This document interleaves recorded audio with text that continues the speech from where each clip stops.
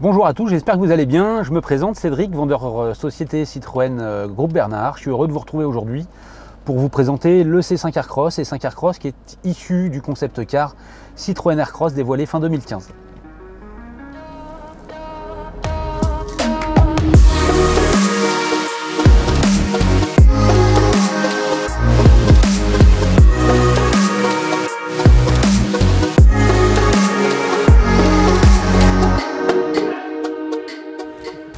Donc un véhicule, le C5 Aircross, qui à sa sortie a rencontré un franc succès, puisqu'en 2019 il a fini dans le top 3 des ventes de SUV en France. Un produit qui est vraiment adapté pour une utilisation familiale, aussi bien dans un contexte urbain que périurbain.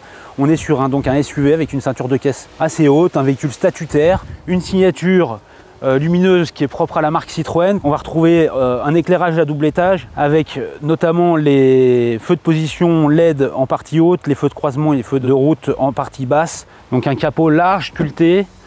On va pouvoir personnaliser le véhicule avec 7 coloris de caisses différentes, 3 packs color. Donc les packs color sont constitués des petits œillets qu'on va retrouver sur les air bumps latéraux, des petits œillets qu'on retrouve sur la partie avant. Et également, le troisième point sont la base des barres de toit qui vont être colorées soit en gris, soit en blanc, soit en rouge. Un véhicule qui nous propose 30 personnalisations différentes.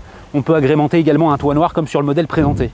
Les jantes, on va pouvoir vous proposer des jantes également qui vont naviguer entre 17 et 19 pouces en option évidemment. On va retrouver également des signatures propres au SUV, les contours d'ailes, les bas de caisse renforcés. Sur la partie arrière, on va retrouver 2 optiques en relief, équipées chacun de 4 pavés LED. On retrouvera également une ligne arrière qui va être très large, verticale, ce qui nous laisse entendre qu'on va retrouver un volume de coffre assez intéressant. Donc on ouvre le coffre, vous allez pouvoir constater qu'on va pouvoir moduler le coffre et le passer de 580 litres, qui est la contenance la plus basse sur le C5 Aircross, à 720 litres en abaissant le plancher plat et en avançant les 3 sièges arrière indépendants qui vont être eux coulissants.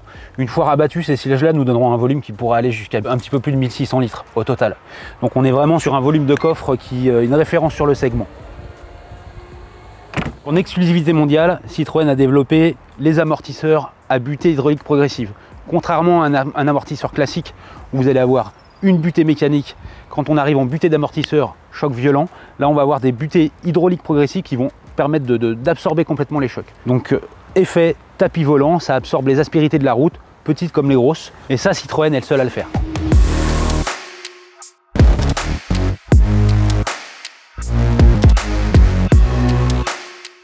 Alors en partie arrière, nous allons retrouver 3 sièges complètement indépendants, uniques sur le segment, donc c'est propre au C5 Aircross.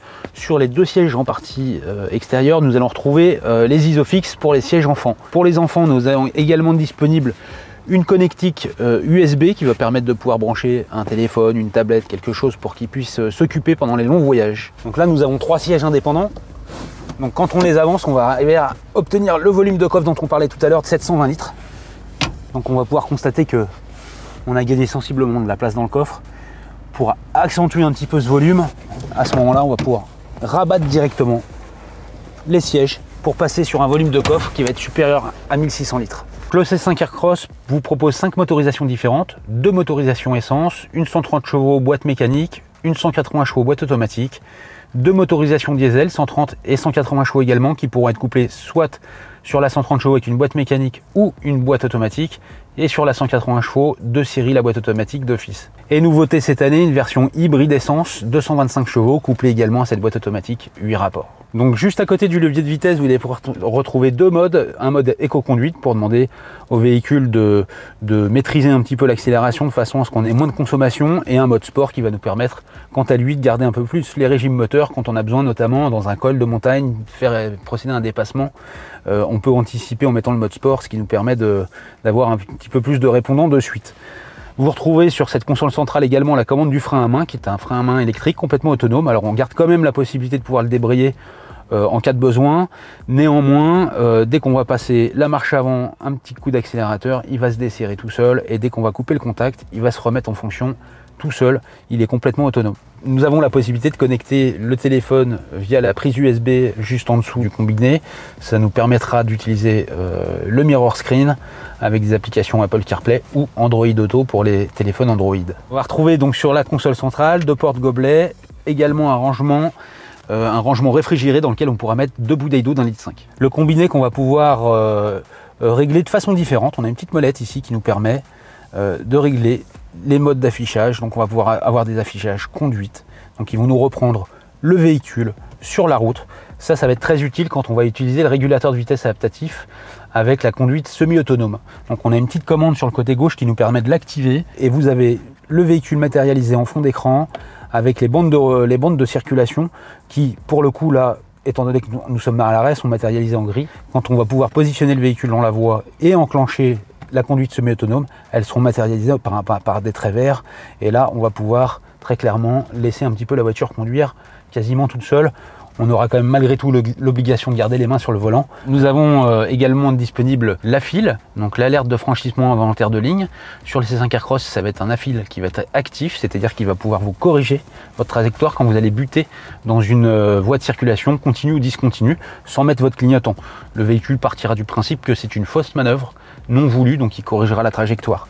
Donc ça, c'est un équipement qui est de série sur le C5 Aircross, quelles que soient les versions. Nous allons pouvoir retrouver également sur le modèle présenté, la version Shine, un système de conduite semi-autonome, donc qui pourra vous permettre de positionner le véhicule dans la voie, de maintenir la position dans la voie, enfin demander au véhicule de maintenir sa position dans la voie. Tout ceci couplé au régulateur de vitesse adaptatif, en option sur ce modèle. Sinon, tous les modèles C5 Aircross sont de série équipés du régulateur de vitesse classique avec le limiteur de vitesse également. Nous trouvons les commandes juste en bas du volant à ce niveau-là. On peut demander à ce que la navigation soit en fond d'écran sur le combiné et non pas sur la tablette, ce qui laisse la possibilité d'utiliser la tablette pour d'autres choses, la radio, le téléphone, la climatisation si on le souhaite. Alors là, en passant la marche arrière, on va pouvoir s'apercevoir que le véhicule est équipé d'une caméra de recul. Également sur la partie droite de l'écran du combiné, on va pouvoir constater qu'on a une vision 360, grisée pour le moment, mais plus on va reculer, plus le véhicule est gardé en mémoire un petit peu tout ce qui se passe autour de lui et va le matérialiser en image sur cette vue de dessus. Dans le cadre du manœuvre, on enclenche la marche arrière, ça enclenche automatiquement les caméras. Si on passe la marche avant, on va pouvoir retrouver une caméra avant, donc disponible sur ce véhicule-là de série, qui va nous permettre de maîtriser la distance de notre véhicule et du véhicule qui nous précède. Ça va éviter d'aller le heurter. C'est la fin de cette vidéo, j'ai pris grand plaisir à partager ce moment avec vous. Le C5 Aircross n'a pratiquement plus de secret pour vous, néanmoins si vous avez des questions, n'hésitez pas à les poster en commentaire, nous prendrons grand plaisir à y répondre et j'espère vous retrouver très bientôt pour la présentation d'un nouveau véhicule.